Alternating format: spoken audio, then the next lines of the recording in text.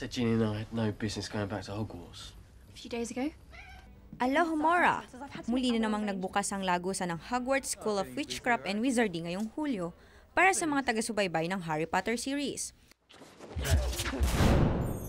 At sa pagkakataong ito, mga binata at dalaga na ang mga bida nating wizard.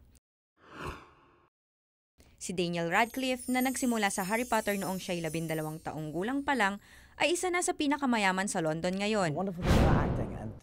At alam nyo bang bukod sa pag-arte bilang Harry Potter, bass guitarist pala itong si Daniel at napakahilig sa musika. Lumabas na rin si Daniel sa London at Broadway staging ng controversial play na Equus kung saan may eksena siyang nakahubot-hubad habang nasa tanghalan. Malayo na rin ang narating ni Rupert Grint na gumanap na Ron Weasley sa Potter films. Naging bida na rin siya sa isang pelikula, ang coming-of-age movie na Driving Lessons.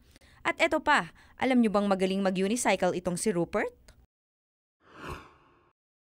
Hindi naman maikakaila na mula sa pagiging nene ay dalagang-dalaga na ngayon si Hermione na ginagampanan ni Emma Watson. Actually, you know what? I don't think she has a role. Kamakaila naging controversial rin si Emma dahil sa pagkakaroon niya ng nobyo na mahigit 10 taon ng tanda sa kanya. Kasabay ng paglaki ng fans ng Harry Potter ay ang paglaki rin ng mga bida nito. At ngayon sa pinakabagong Harry Potter and the Half-Blood Prince, masasaksihan hindi lang ang panibagong adventure nila kundi maging ang pagsibol ng pag-ibig ni Harry Potter. What could be safer? There's been a lot of talk recently that Sa tunay na buhay kaya, mayroon ng pag-ibig itong si Daniel Radcliffe? Yan ang dapat nating abangan.